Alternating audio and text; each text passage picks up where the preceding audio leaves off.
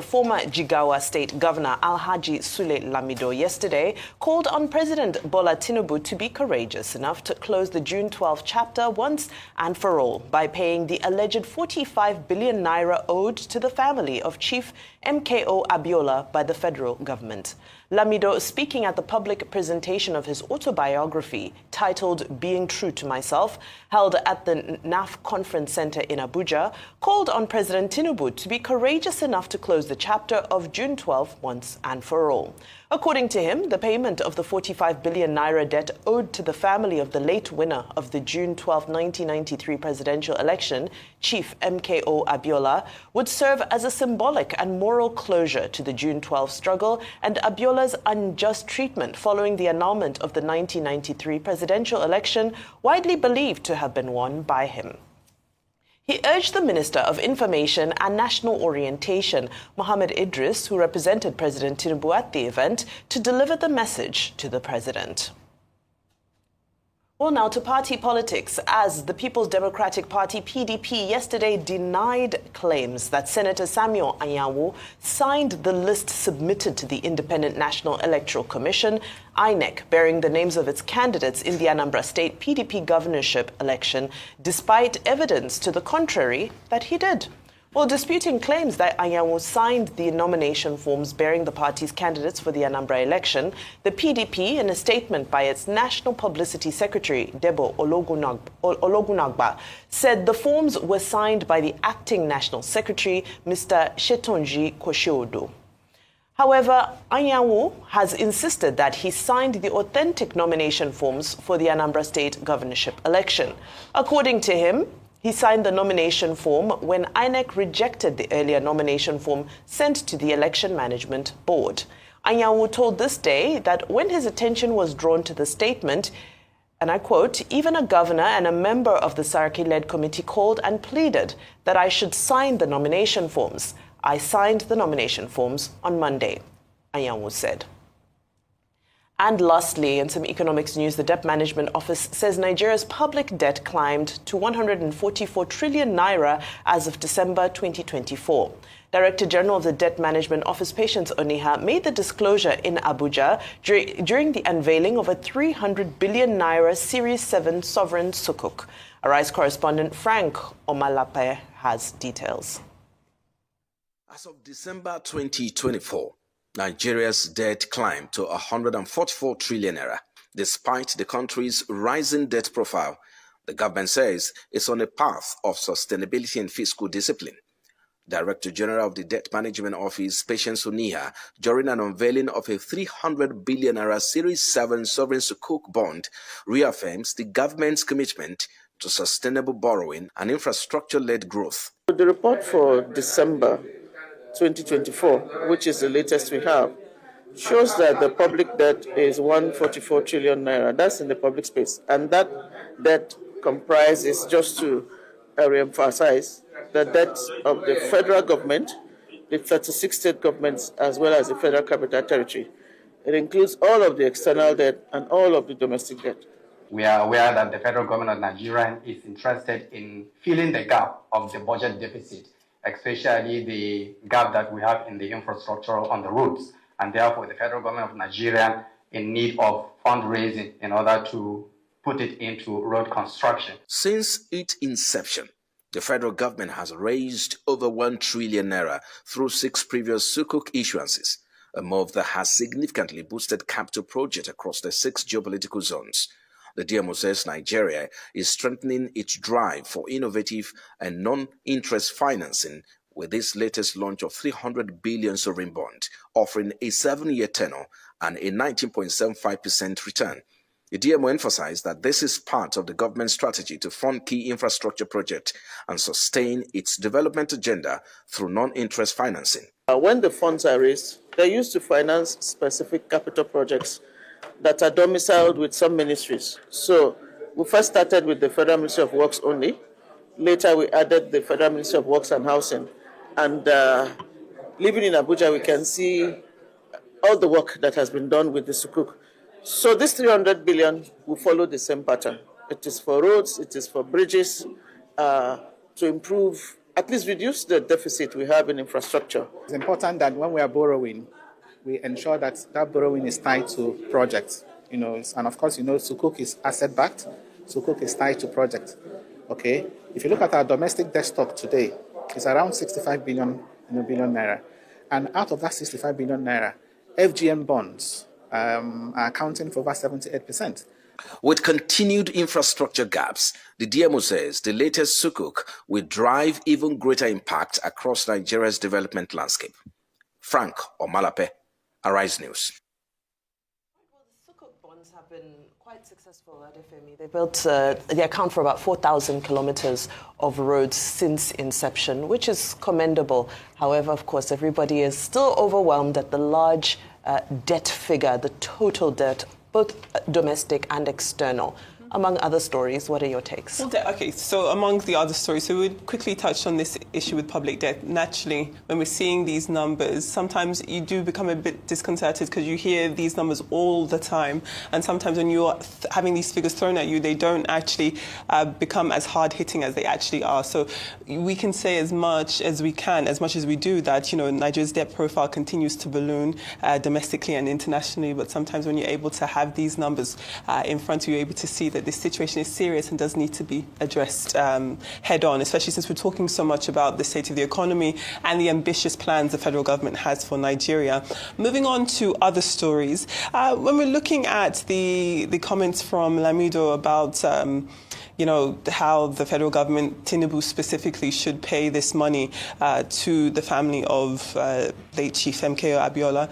I think that it's quite interesting. It does seem as though the people who were alive when this injustice happened have seemingly waited a very long time to get their real feelings over what happened back in 1993 really off their chest. So I do think that if we're looking at how the members of the Abiola family feel, I do think to some extent they could welcome definitely these admissions, first from Babangida himself when he released his memoir, and then with the release of this memoir now from Lamido. It kind of just reiterates the same point that they had been treated unfairly, their father was treated unfairly, and that if we are, as he says, going to put a moral conclusion onto this story, a way to do that would be to repay this debt, which he says is for the execution of some communications contracts.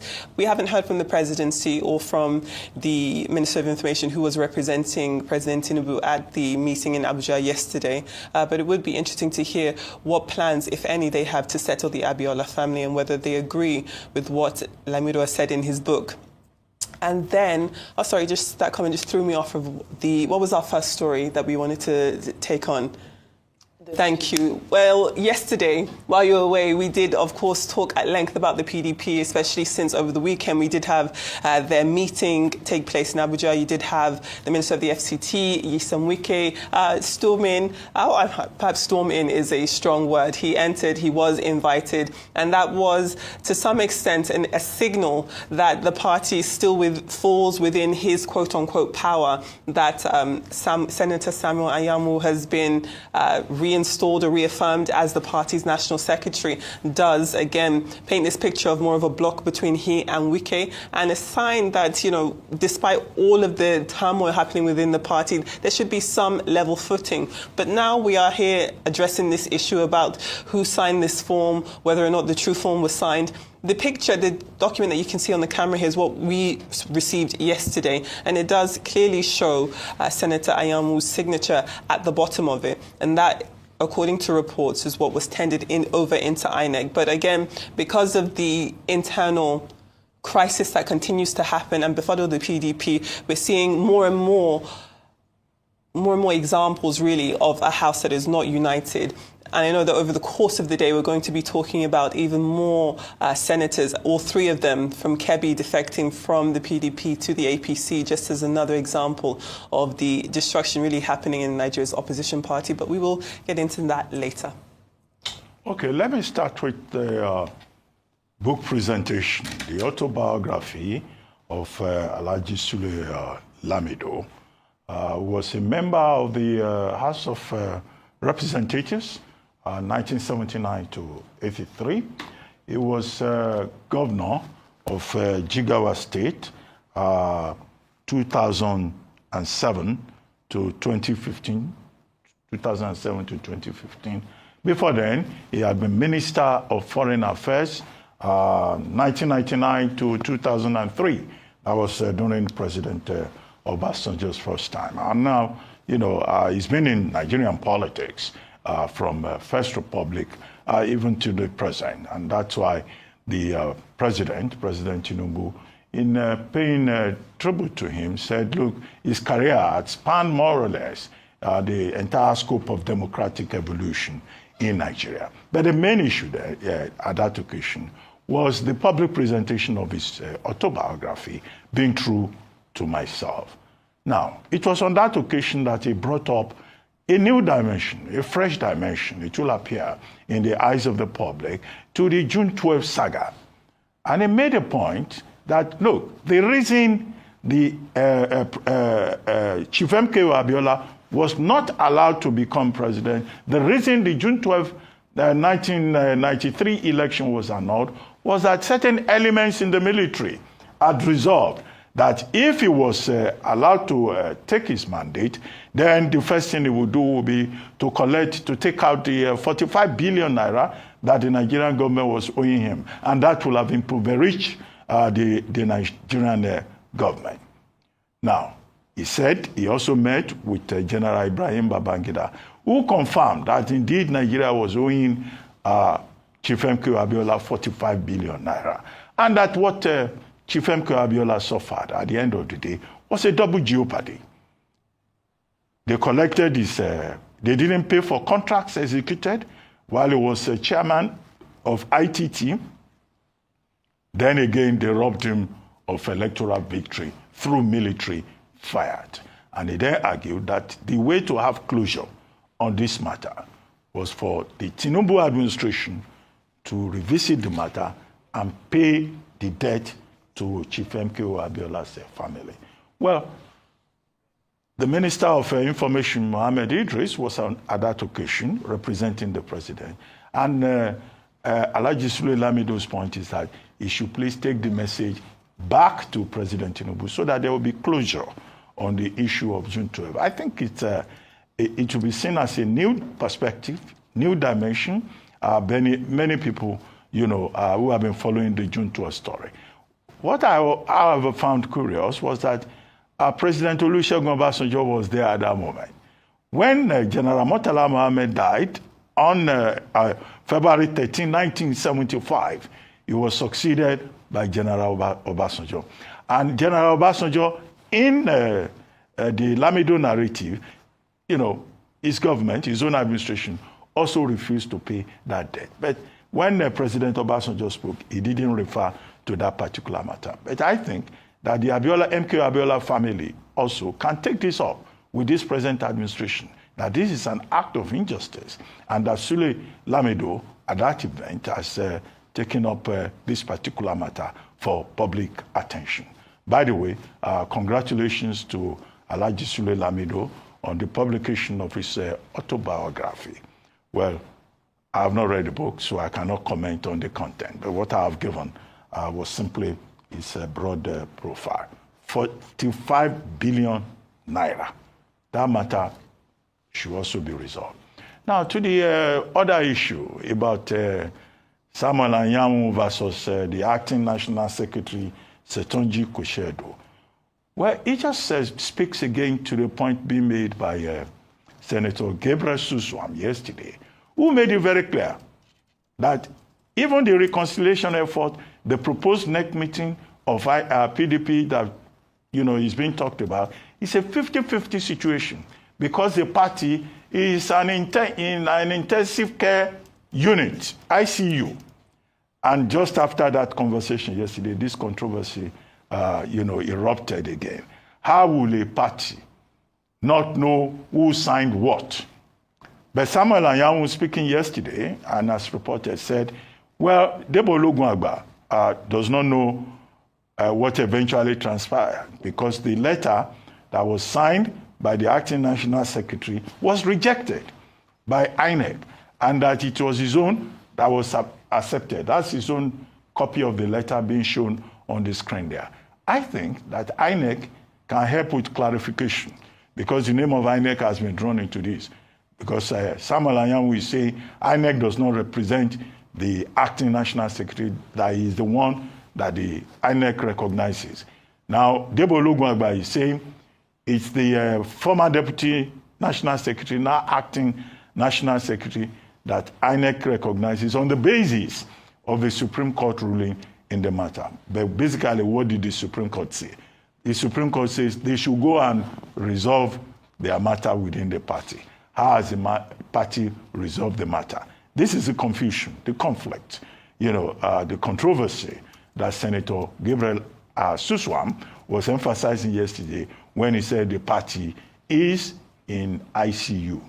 Finally, on the issue of debt, 144 trillion naira. First, they reported this in the first week of April, and then yesterday at that Sukuk event, where it's a combination of all the debts.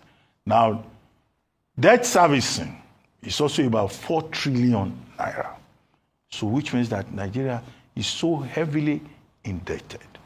Now, this debt that we talk about all the time, there are two things that we always say. That look, it's not as if it's a crime to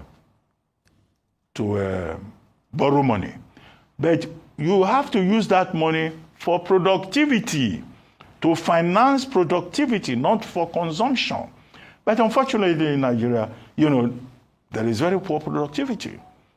And because there's so much, a lack of productivity, that's why we are always talking about fiscal deficit, fiscal stability. The World Bank, the World Bank report that we're going to look at, in one of the sections, the World Bank says the 2025 budget of Nigeria is over-ambitious. Oil price is down to about $60-64 range per barrel, right? And that benchmark is at in the budget at $75, which theoretician projected that oil price would be about $75 per barrel. Now, in that same budget, the benchmark is that there will be about 2.3 million barrels, production per day of crude oil. I think we barely do 1.5, 1.4, or even lower. So the federal government of Nigeria even has problems financing the 2025 budget. So, which means that the reality of fiscal deficit is a huge one. And now we're talking about 144 trillion. If this were a productive economy, if we were productive enough, we will produce enough to meet our needs, and the country will be able to save enough for infrastructure development, for social spending, which the World Bank also recommended, or development spending, which was the phrase that they used. So we seem to be in a very dire situation. But the standard argument by the DMO, the Debt Management Office, is to say, Nigeria's debt is sustainable. We're still within the threshold. Yeah, okay, even if we're within the threshold, who is producing what in terms of foreign exchange? Who is producing what to save the naira? You have a naira that is perpetually fluctuating. Would they even be able to fund the 2025 budget with the distortions that we have seen? These are the questions. Absolutely. Now, to also put it in context, this debt is forecast to rise to about 180 trillion by the end of 2025. Now, of course, to put things into context, we have been speaking about some debts that have been cleared and so forth. But the ultimate reality is that, like Dr. Abati said, the money that is being borrowed is not productive. Over 80% of borrowing is said to be going towards financing other borrowing, financing debt. Now, it brings me to the Fiscal Responsibility Act of 2007, because the Act is very clear that borrowing is supposed to be for capital investments and human development. What are we doing to empower the Fiscal Responsibility Act? Because it's continuously being flouted. We see that we are not staying within the realms of this. So when you break down the debt, half of that debt is domestic, or more or less half is domestic, half is external. The Sukuk bonds, of course, is something that is being celebrated because it is something that is tied to projects. It is borrowing that is said, you are taking this money for this specific use. And maybe we need more of that because so far in the 6th series, we've seen over 4,000 kilometers of roads being created. What are we seeing from the other debts that we have seen being taken? Of the external debt, over half of that belongs to multilaterals and bilaterals. There's still overwhelming debts with the World Bank. China Exim Bank, we just took about $650 million from them just last week. So the question is, at the end of the day, how accountable are we for this spending? Because it's spending and spending and spending, but how is it translating to the common good? Those are the questions. So one doesn't normally interrogate borrowing if we can see the proceeds of it. But the issue here is that we're struggling to see what the real payout, the real benefit of this extensive borrowing is. Now, let's quickly go to the issues around PDP. It's unfortunate now that it looks like the PDP is ready to even jeopardize the Anambra governorship election because these controversies are not productive. These controversies around who signed for the governorship form that went to INEC and so forth, now we're challenging that. This is in an election where the PDP even struggled to be able to get enough people who are willing to pay the 40 million for the expression of interest form to be candidates in the election. And now we're fighting over who signed. Now, of course, we know about the Saraki-led The Way Forward Committee, as it is titled, which they have gone to great lengths to explain that this is not a reconciliation committee, but this is a way forward committee. But now it's becoming obvious that this way forward doesn't seem achievable without reconciliation. They're one and the same thing. Because this public spat, the public fighting, the controversy, the back and forth, when there's so many cases before the courts, so you have the cases before the courts and the court interpretations are subject of controversy. And then amongst the PDP members themselves, they're unable to agree. I hope this does not lead to the Anambra governorship candidacy of the PDP being put into jeopardy. Now, very lastly, on Sule Lamido, former Governor Sule Lamido's book launch, beautiful book titled Being True to Myself. We have not read it, but based off of some of the reviews and the conversation, it looks like something that's worthwhile. Now, I've always been an advocate of history. How do we preserve our history? How do we encourage more, especially young people, to get to know more about our history? Of course, we saw IBB also launched his own autobiography, A Journey in Service, and they are giving us context to the history of June 12th. However, we have to be careful about separating the personal narrative of an autobiography with objective history.